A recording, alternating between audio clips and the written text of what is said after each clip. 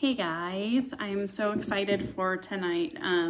We're going to get started here pretty quick. We're going to chat about impulse control and kind of how that looks for our dogs. I'm going to make sure I'm in the right group this time because last time I ran into that. I was in the wrong group.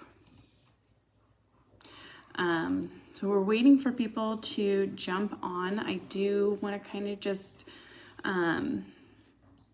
give my background a little bit. I know we've got a lot of new people in the group who I don't know personally, and then we do have lots and lots and lots of my former clients and students, and so it's just, this group's been really, really fun for me to kind of get to know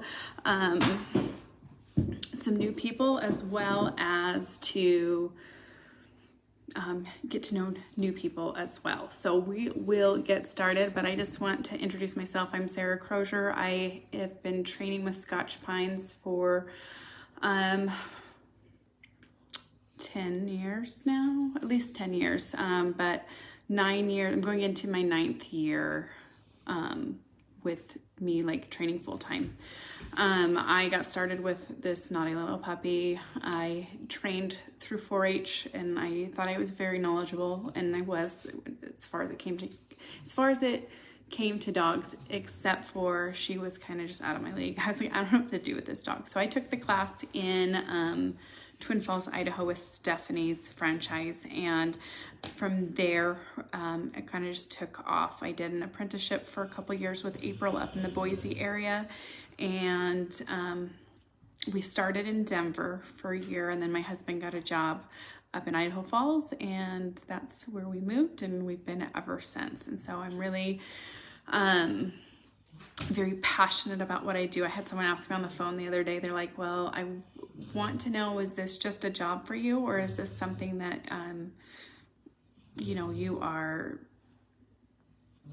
excited about? And I just wanted to let everybody know that my clients are like, I love my clients. I love working with the people, and I absolutely, this is my passion. This is not just a job for me. So I'm really excited to jump on and talk to you guys about impulse control, because that is like one of the biggest things that we can do with our dogs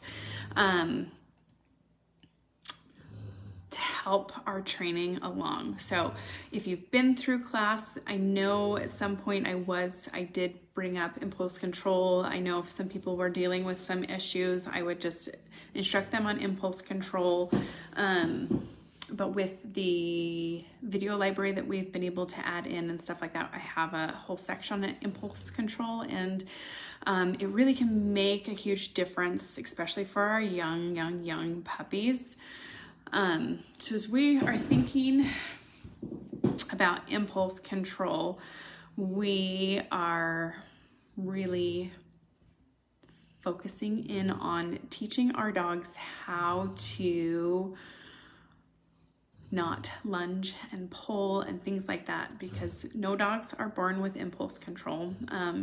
Something we definitely have to teach them, and it's like a muscle that we have to build. So at the end of this, we're going to do like a 5-day challenge where we should be able to see a little bit of a difference with some of these impulse control activities that I'm going to teach you tonight.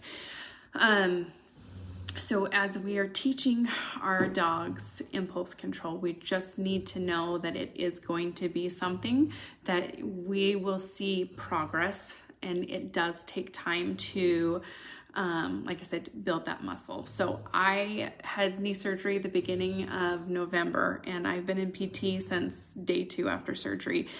And I'm right now rebuilding that muscle, and well, some of it has rebuilt very quickly while I'm doing those exercises.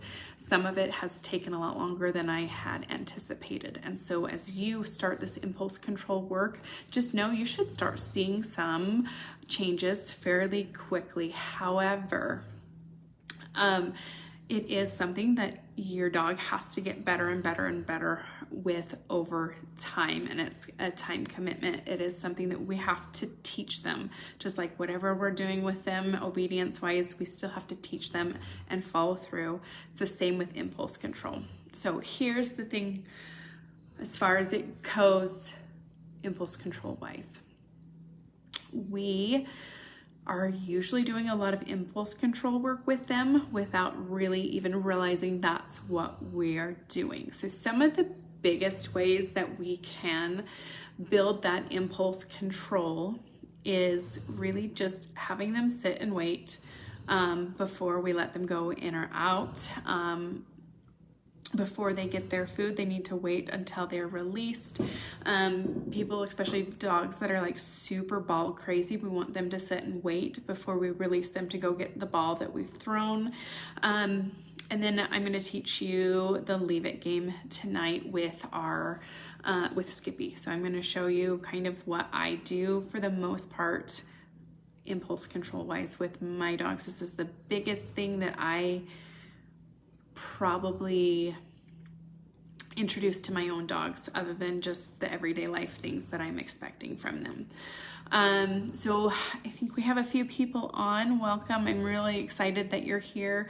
If you're catching the replay, please feel free to post questions in the comments as we're going through this. If you have questions, comments, please go ahead and post them and I will answer them as we go along. Impulse control, the biggest benefits that we really can see as far as impulse control can be like less lunging and pulling to see people and dogs. You're going to see less grabbing food from people or off the floor.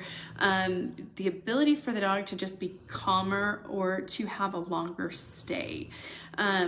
Sometimes we can reduce the intensity of the dog. So some of those really intense dogs that just, you know, they're intense. We can kind of reduce some of that because they're able to, they may still be intense, but they're not following through on that intensity because they're able to control themselves. And the biggest thing that the impulse control training probably does help is the ability to recall or to come a little bit better, because if they are able to control that impulse, they're chasing something and we call them to come, they're able to move away from whatever it is because they have that impulse control. So when I first started my program with Stephanie in Twin Falls with Billy, I followed the program like she was teaching, but I also did my own research because Billy was this intense German Shepherd and she was wild and crazy, and like I said before, she was kind of just, I didn't know what to do with her. But anyways, I started doing some research on the side and I started adding in some impulse control work with Billy, and that really kind of just skyrocketed some of our success. So when I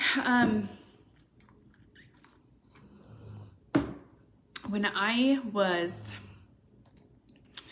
adding in that impulse control with her, it really helped to reduce that lunging behavior. She was a barker. She would bark and bark and bark and lunge at people and other dogs, and it was reactive, not aggressive, but she definitely scared people. And so I started adding in this impulse control, and what I saw was, instead of barking and lunging at every single dog we saw, now it was like every fifth dog. So as we build that muscle of impulse control, you're going to start seeing it happen less and less. So what I start doing with people in our big group classes, when I see them working with the dog and the dog 100% knows what it's supposed to do, you'll just see them healing along perfectly. And we pass 1, 2, 3 dogs, and then the dog like can't stay in that heel any longer.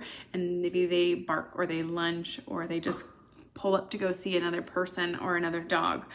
That isn't an obedience issue, that's an impulse control issue. So when I start seeing that, what I start doing is introducing this leave it game and introducing some of those impulse control work or activities with people, and we'll start seeing the dog going from doing well on that heel for 3 to 5 dogs, and then you'll start seeing it. Now we can go past 10 dogs before we see the dog break out of that heel, and then we can get to the point where the dog just stays with us. So like I said before, it's not an obedience thing, because I 100% can see that dog with the person.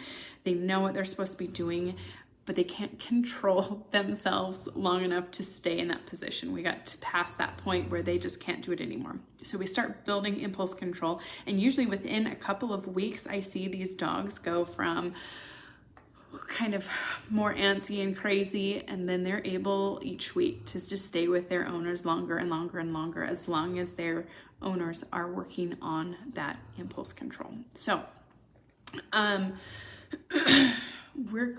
gonna grab Skippy, and I am going to start showing you the leave it game that I work on with her. So what you will want to do is use dog kibble first. So we're not gonna go straight to like the heavy duty, exciting treats. We want to start small, because we do want success. If we just jump right to the cheese or right to the hot dogs or the really big, exciting cookies, you're going to see difficulty. It is going to be harder than it has to be. So what we're going to do is start something small. So they still may love that food, but we're going to go ahead and start with the food, because once we have success there, now we get to build onto that, and we're going to start adding in bigger and bigger distractions until, you know, your kid drops the sandwich on the ground and your dog is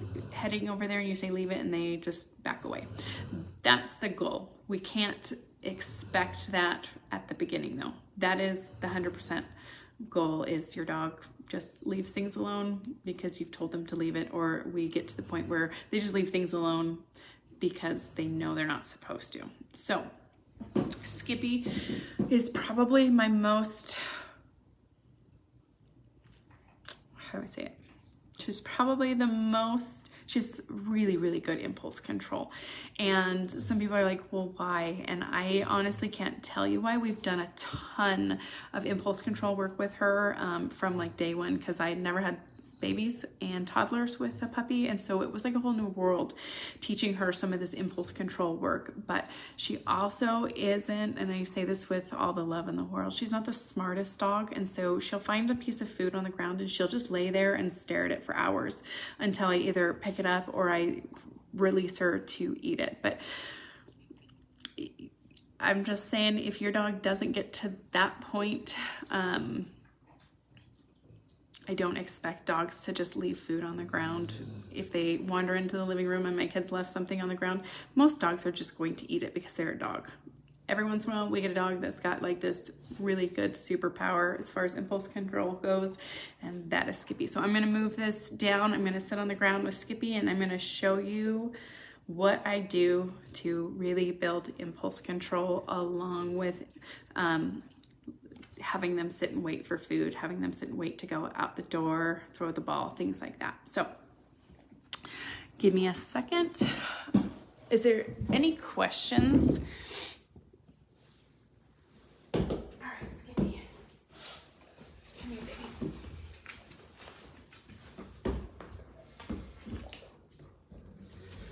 All right, come here, honey. Sit. I do find this easiest if I have them in a down. So when I start this, I want to be clear that it is very gentle, but I am going to move her nose if she goes to take the treat. So I actually want this a little bit lower. Okay, so I just start with one piece of kibble, leave it. And I'm just gonna stick it right there, leave it. If they go to take it, I just move their nose, leave it, and I say, leave it. I'm gonna say this every single time. If I put a new cookie down or a new piece of kibble, leave it. And then I expect her to leave it alone until released. Leave it. So I'm gonna start here in front of the dog, And when they leave it alone without me having to move, okay, free, without me having to move their head away, that's when I will start. Okay, Skippy, sit down. That's when I'm gonna start putting it, leave it, on the foot. Leave it. Leave it. So maybe I'll start with 1 or 2 and then I'll release them. I use Free Dog, but you can use whatever release you want. Leave it. Leave it. So every time I put a new thing down, it's going to be leave it. Now I will make this more difficult with more cookies or more kibble on the feet, or you can make it leave it. Make it more difficult by making them sit here and wait for a longer amount of time. Leave it. With Skippy, I'm kind of mean. If she grabs food from my kid, I put her in a downstay and I take whatever food she had out of her mouth and I put it on her feet and make her sit and stare at it for 5 minutes. And then I don't release her. She doesn't get to eat it. But if she steals food, she has to sit there and look at it. And I don't let her eat it. So here's the biggest thing. When we come to this leave it, if she were to grab a piece of that, okay, move. If she were to grab that, I'm gonna fish it out of her mouth and put it right back with a leave it. Skippy, or Oakley, go. Okay, free. So I let her go ahead and eat up all that kibble off of her feet. Then I'm gonna move on. So I've got some freeze-dried chicken and we're gonna do the same thing. We go right back to the beginning where it's not on them, leave it, but it's on the ground in front of them, leave it. So you can make them sit there and wait for as long as you would like to. Once they're doing well with it in front, then we'll move it, leave it to the feet. Like I said, you can increase the difficulty by either putting more on the leg, or you can increase the difficulty by making them sit and stay without taking the treat for as long as you would like to. So,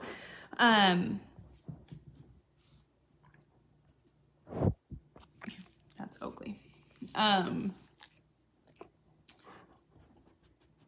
This is one of my favorite impulse control activities to do with my dog. It's something that it does work their brain as well. So you're not just working on impulse control, you're actually doing some enrichment work with them. I know, it's so mean, huh? Free Dog. So she knows Free Dog really well. When you're first teaching that release, some dogs are kind of hesitant to go ahead and take it. So what you can do is leave it, Free Dog, and then kind of give it right to them. So if you find that when you leave it, give them that Free Dog, they don't take it, you can pick it up. Oh, where'd it go? Free Dog, and then make sure you give it straight to them. Good girl. Leave it. Leave it. I am giving that leave it with each one I put on there because I want her to hear it over, leave it, over and over and over again, because as soon as we are able to do leave it stationary, we're going to start working on leave it off the ground. My kids spilled mac and cheese on a chair yesterday and I watched Skippy go up and she went to go take a bite of it and I said leave it and she walked away. So we want that leave it so powerful that that means keep moving. Good girl. Yeah. Good girl. Nope, leave it. So she got that one. Put it right back. Leave it. Okay, Oakley. You need to move along. Free Dog. Free. Good girl. There you go. Good job. Good girl. There you go.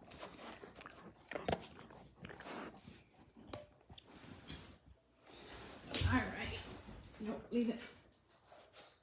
Sorry, guys.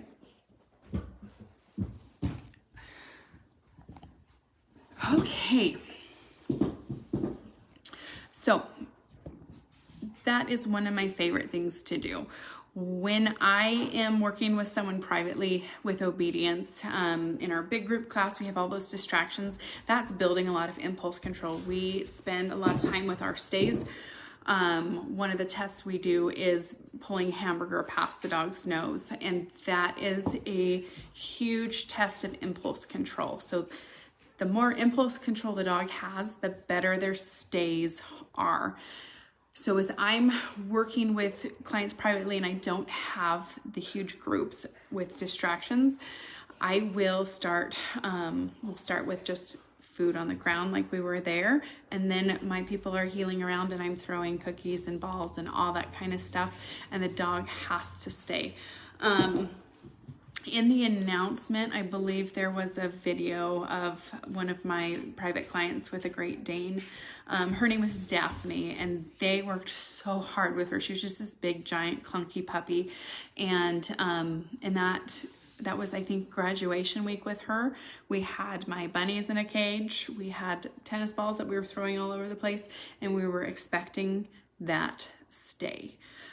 I don't think that you shouldn't expect your dog to be able to stay for those things. We want a really solid stay, especially with our program where we specialize in off-leash training. And so we want to really, really, really build that impulse control, because like I said before at the very beginning, so if you're just jumping in, impulse control work really does help increase the amount of time they can stay, what they can stay in front of, but also it can help with not having them run out the door, because there is this impulse control work that we have done with them. There's going to be less of, I see it even with my dogs, something falls on the ground and they are like scrambling and I just say leave it and then they don't touch it. But there's still that like excitement from dogs when you drop a piece of food on the ground. I remember I had a lady in class and her son, I think he was like 13, and he came to class one day and he was like, guess what I did with my dog?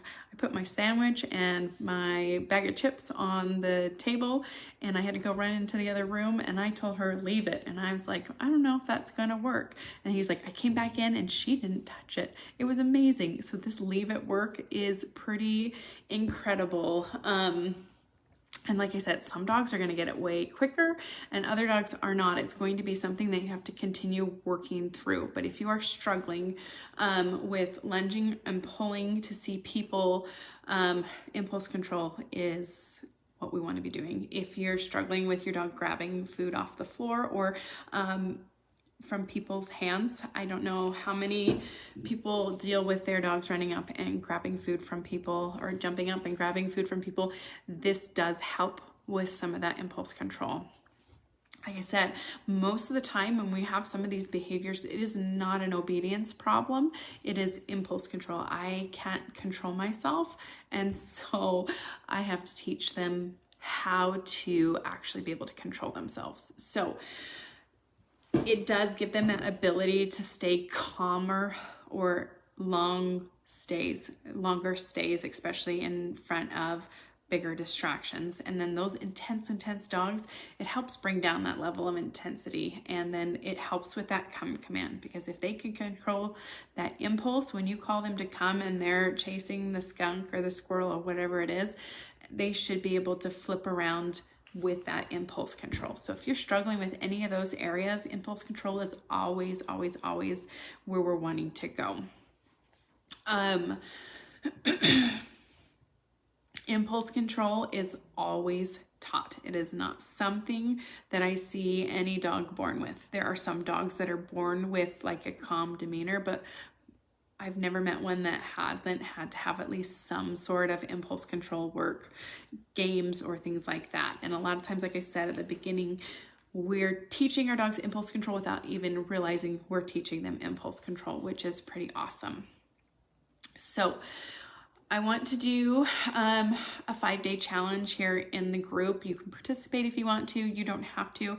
but it's kind of, I want it to be something that gives you a little bit of accountability so that you're like, oh, I need to go do my impulse control work with my dog. And I want you to video your first session, whether you're doing the leave it, and it can be really short, but I want you to see where you start, and then we're on that day 5, take an after video and post it on the group, or you know, you don't have to post it, but I do want you to take those videos so that you can see how far they have come. 5 days isn't a super long time, but when I'm working with people with dogs in my group class, usually within the next week, if they go home and they work hard on that impulse control, I see a little bit of a difference that first week. And then usually around week 2 is when I see the biggest difference. So 5 days of really big accountability where I'm going to check in every day. I'll throw a post up on the group, and you can post a video, or you can post your wins, you can post your frustrations.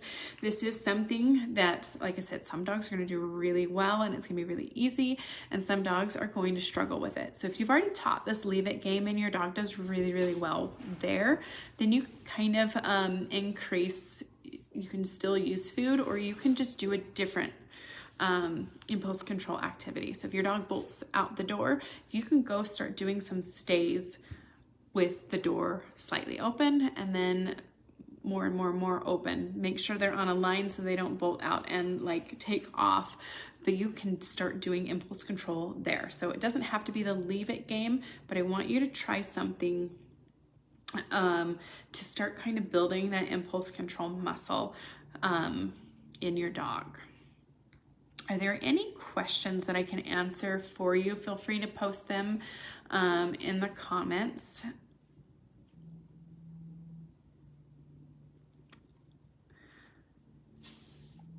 And I was having problems with it at one point. I don't think there is anyone. And I don't see any comments, so if you've commented, I'm sorry, I don't see them. Let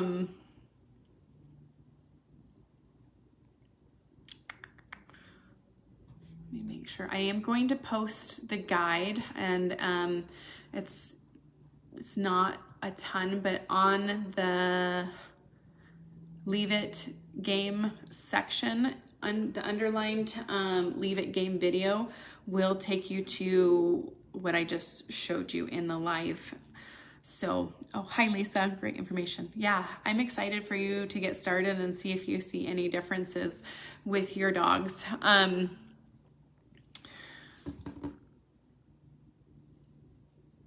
think that's everything. I feel like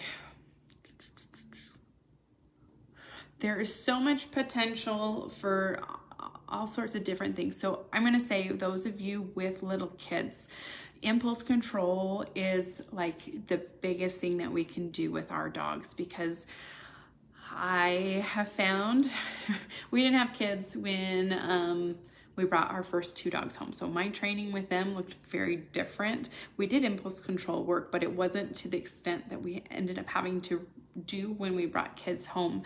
But impulse control, I would, with Skippy, when I brought her home, we would have picnics on the ground, and I would make her sit and just be.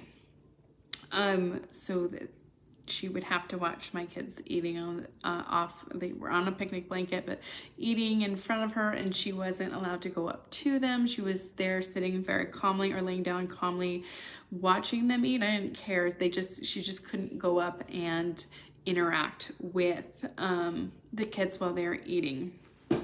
So some of your impulse control work may look like that, where you've done some work with leave it in that leave it game, and then you can just make it more intense, and you can have your dog stay and tell them to leave it, and then you don't release them to go eat the food from the kids. So you kind of just make it your own. But we did lots of picnics with Skippy, and it really made a huge difference. Barbara, when at the door, do you say stay or leave it? I will say, usually for going out the door, I'll use like a wait command, but you can definitely do a stay. When I'm doing like threshold training, or if I have dogs that are bolting out the door, I do make them do a nice solid stay before we go out the door. And so I will practice a lot of those stays. And then with the dog on the leash, I'll go in and out, in and out. And I have a specific word for release out the door. I had some people say okay, some people say outside, and then they use inside. I worked with someone and she was like, we live in an apartment complex and people's dogs just like randomly show up in your house because it's so hot that we just leave our doors open, and you know, every once in a while someone's dog just wanders on in. And she goes, we taught our dog outside to leave the apartment and then inside to go back in. And she says sometimes he just goes and wanders around, but he sits right outside people's doors. He doesn't go in because he hasn't gotten his inside command. So if you have a dog that really is bolting out the door, you really want to do that strong stay or wait at the door and have a very specific release outside or inside or whatever you want to call it, but it needs to be something you only use to allow them to go across that threshold.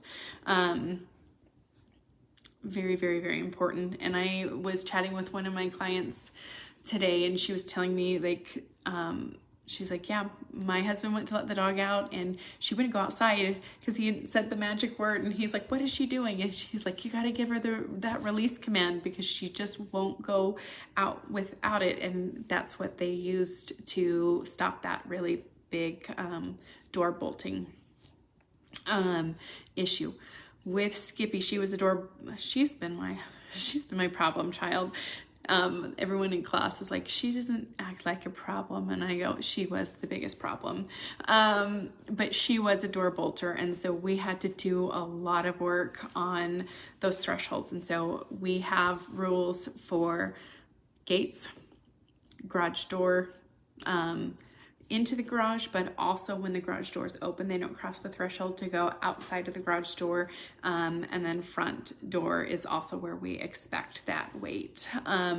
So if you do have a dog that is a big runner, you're going to want to establish that threshold impulse control from the gate, from the garage door, from anywhere that gives them access to getting out and running away. Lisa, can you explain the difference between when you use stay and wait? How long is wait compared to stay?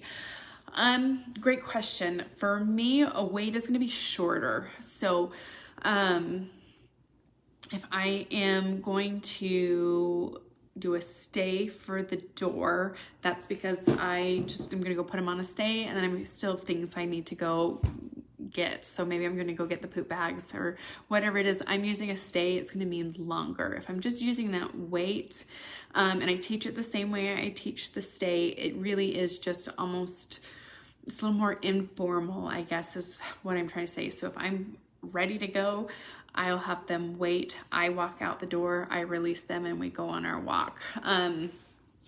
Like I said, we can have them go stay at the door. I can have the door open, but I can be running around and grabbing whatever else I need to do. But I'm going to leave them on a stay versus a wait. Does that make sense?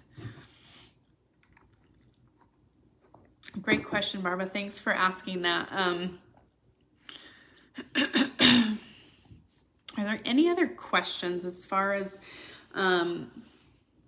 issues that you're having that you are wondering if impulse control could help?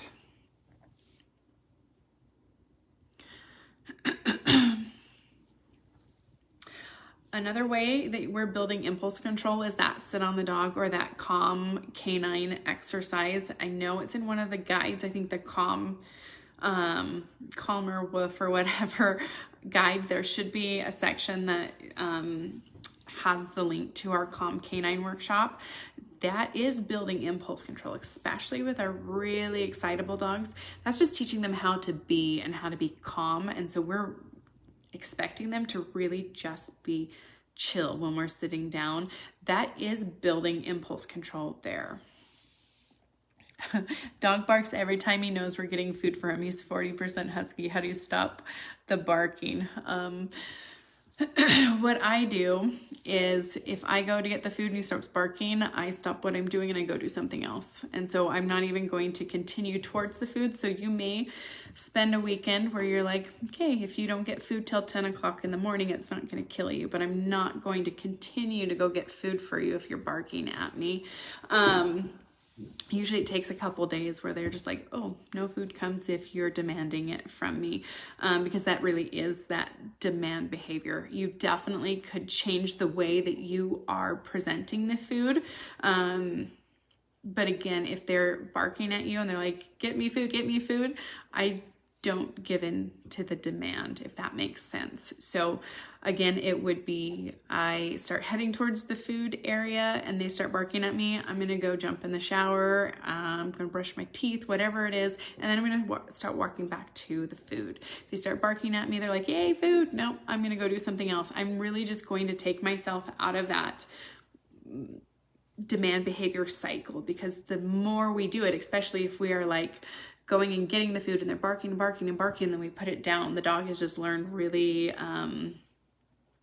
effectively that, hey, this barking works for me. And I had someone that was talking to me, they're like, my dog's freaking out and they're barking and I just want to get that food down as fast as I can. And it taught the dog that we bark and bark and bark and we get our food a whole lot faster. So what I had her start doing was having the dog sit and wait for their food.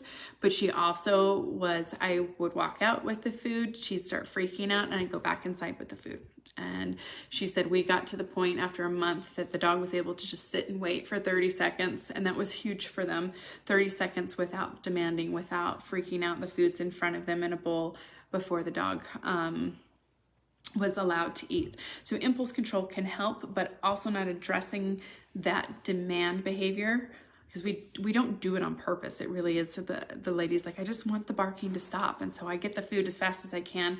And that just teaches them that the barking actually works for them. So let me know how that works for you. Feel free to check in the group or on the replay on here. Let me know if you have questions about that at all, though. Okay, how do I know if it's demanding versus excitement? He barks a lot before walks in the morning when we let him out. He's one. Funny enough, he will sit and wait for food and just bark.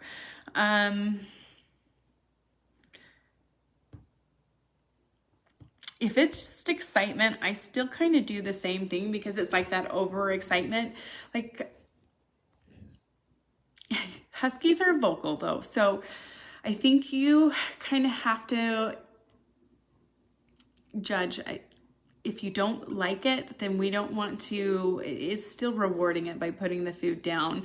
I would say prepare the food the night before, send him outside, have the food in the spot, and then bring him inside and have him sit and wait. And then I would free dog immediately or release really, really, really quickly. So it's not just like, we want the dog to be able to, especially when I'm doing this with a puppy, I'm having them sit and wait for a second, and then I free dog them and let them eat, and then I build the time. So maybe have the food already down, have them come in, do a sit and a wait, free dog immediately before the barking starts, and then make them wait 2 seconds before the barking stops, free dog them or release, and see how that goes. Even if it's excitement, we just don't want to feed into that excitement. So you may try that sit on the dog or that calm canine exercise and see if that helps reduce some of that excitement too. Huskies, again, are very vocal. Our shepherds are really vocal. Barking and whining comes with the territory, but we can reduce it by not feeding into it, if that makes sense. So, all right. Puppy play biting, how to stop. So some of that definitely is, it can help with impulse control, but I really, when it comes to puppy biting, puppies need to just have a lot of management. So if I get to the point where my puppy is starting to kind of go crazy and bite, if I'm trading for something else and the dog's like, no, I really just want your hands, I'm going to go and do a calm. I want to calm the dog down. So when we start, I see it usually in a couple times a day where they just get a lot more energy and they're kind of just wild and crazy, and everything that you are doing with them just builds and it makes it more exciting for them. So when I get to that point, I really like to sit down and I go, okay, that's happening every night at 6 o'clock. And I'm just going to go put them to bed for a nice little 45-minute nap at 5:45 every day, so that I miss that window of that crazy overexcitement. A lot of times the puppy biting is worse when they're just really tired. So I like to have structured naps for my puppies. So some of it is impulse control work, but a lot of it is managing our puppy's sleep schedule. It's kind of like having an infant. If they get overtired, it's harder, you know, there's more screaming and yelling. So I would say that I really, really, really just like to manage that schedule. And then I will usually start with my puppies. How old is the puppy, Cam?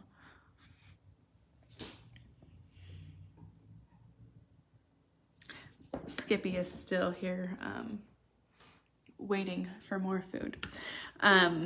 If it's a really young puppy, usually what I will start is kind of just Cam, a word of hope. We said no, pushed him away, and within a few months he grew and stopped biting. Hopefully that's the case for you. Okay, so 8 months. I would really, at 8 months, we really want that to kind of start going away. So I would definitely start doing that sit on the dog. I have those puppies tight to me if I need to, and lots and lots and lots of breaks. So if they start mouthing and biting, it's going to be immediately like, hey, we're going into this calm state. So like Ellen said, that push away and the no, it kind of helps them grow out of it. Depending on the circumstance, we definitely can do that. I like for demand behaviors, when I have a dog that comes up and is pawing me and things like that, I do use a give me space command. I will post that in the comments here. It's a video that for demand behaviors, but you definitely can use it if the puppy's up in your space.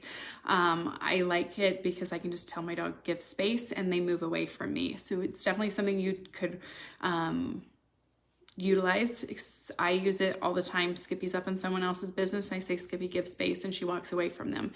So that might be really helpful, especially if your dog is going after kids, or, you know, they're just crazy wild after the kids. But teaching them how to calm is also a really, really, really important part of that aspect. And then I would say even just impulse control work, teaching what leave it means. So when you start seeing your puppy start getting super excited, leave it, especially if they're headed towards someone else to go mouth, leave it, and then kind of move them away from it. So let me know if you have any questions about that, but that's kind of where I would start with an 8-month-old.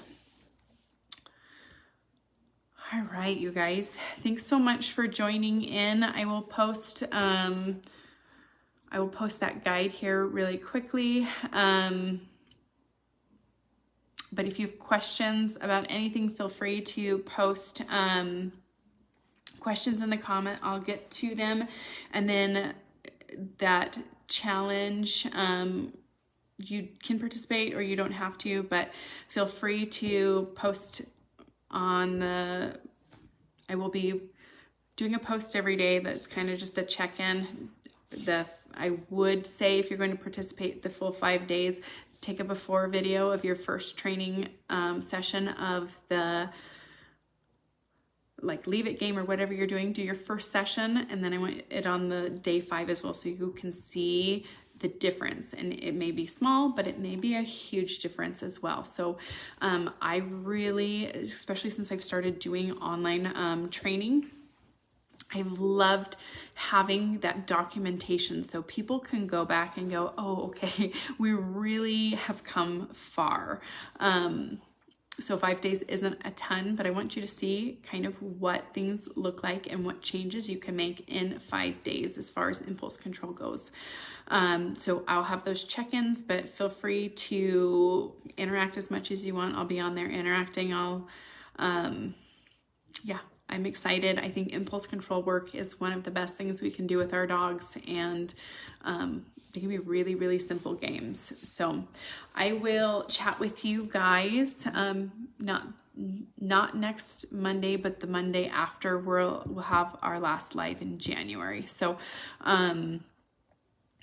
reach out with questions, but I appreciate your time, and I hope you guys have a really great rest of your evening. I'll see you guys later.